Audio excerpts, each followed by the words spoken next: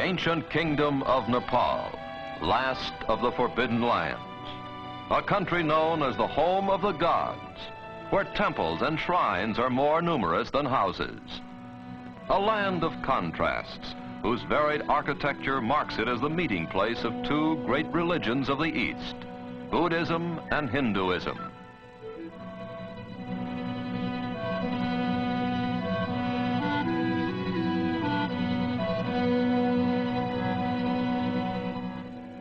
A land where primitiveness and ritual go hand in hand with friendliness and laughter.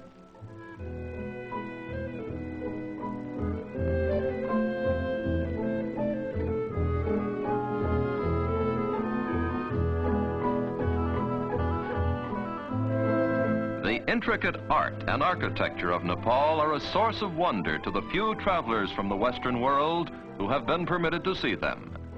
They bear testimony to the genius of a tribe of master craftsmen, the Newars, the original inhabitants of Nepal.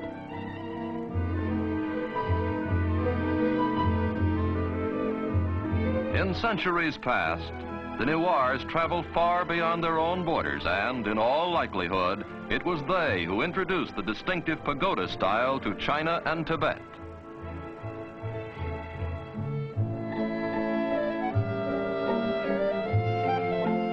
One of the crowning achievements of Newar architecture is the Temple of Boudin, the magnet of all the great Buddhist pilgrimages. Fluttering prayer papers give the temple a festive air, while the glaring eyes of Buddha remind the faithful that their activities are being watched.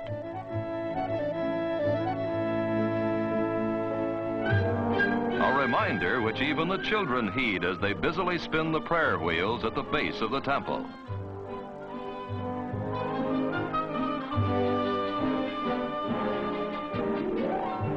The 7 million inhabitants of Nepal live in a country ringed by mountains and guarded by jungle. There has been practically no contact with the Western world. For hundreds of years, each generation has known a primitive way of life, hardly any different from that of the generations preceding it.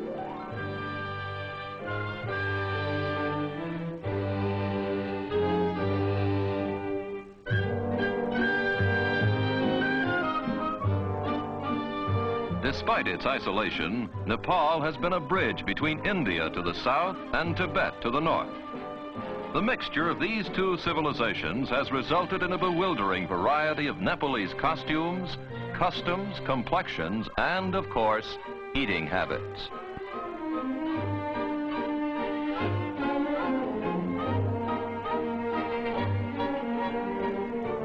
Here, a traveling Hindu fakir, or yogi, demonstrates the latest in imported headgear, a turban fashioned out of hair instead of fabric.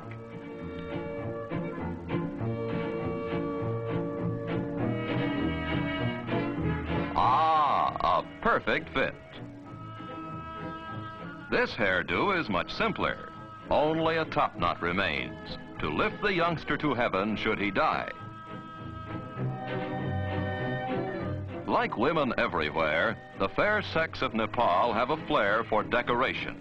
Only here it expresses itself in unusually colorful ways, and almost any part of the anatomy is fair game. The Nepalese housewife has good cause for smiling. She's her husband's bank account. Instead of salting away his capital, hubby invests it in jewelry. A man's wealth can actually be gauged by the decorations sported by his ever-loving spouse.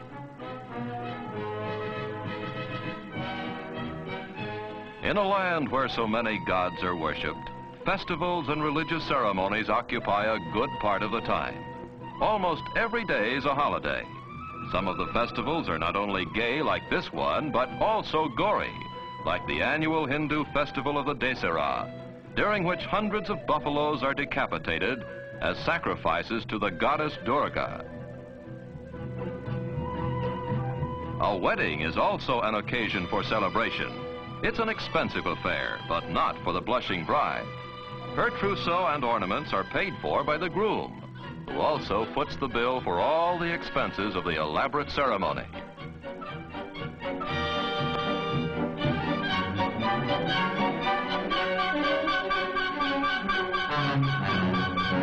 Pleasant as they are for the bride, weddings and festivals are only a brief interlude in a way of life that is hard and often unrewarding. The soil is poor, the tools of agriculture are primitive, and even when a crop does grow, it's often raided by sacred monkeys and other animals which cannot be harmed. Near Kathmandu, the capital of Nepal, there are several small towns. One of these is Pashupati, the doorway of death. The townspeople do a thriving business carrying bundles of wood. For the great desire of the Hindu is to be cremated here and then set afloat in the holy waters of the Bagmati River.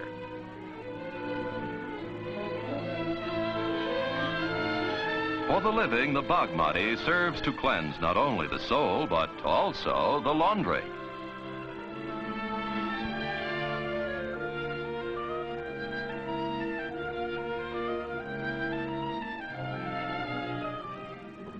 And now we come to the ruling tribe of Nepal, the Gurkhas. Almost 200 years ago, the ancestors of these soldiers defeated the Newars in bloody battle and took over the top spot in the kingdom. Since then, both the army and the government of Nepal have rested firmly in Gurkha hands.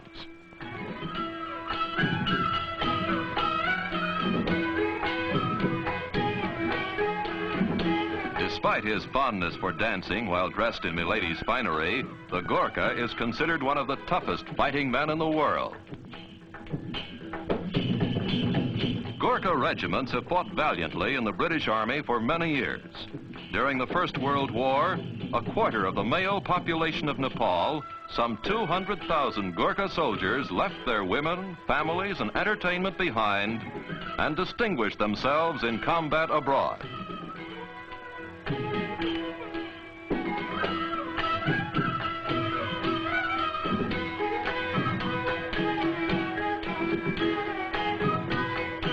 Although the Gurkhas have traveled beyond their own borders, Nepal itself, with its temples, beliefs, and people, has hardly been touched by what we call civilization.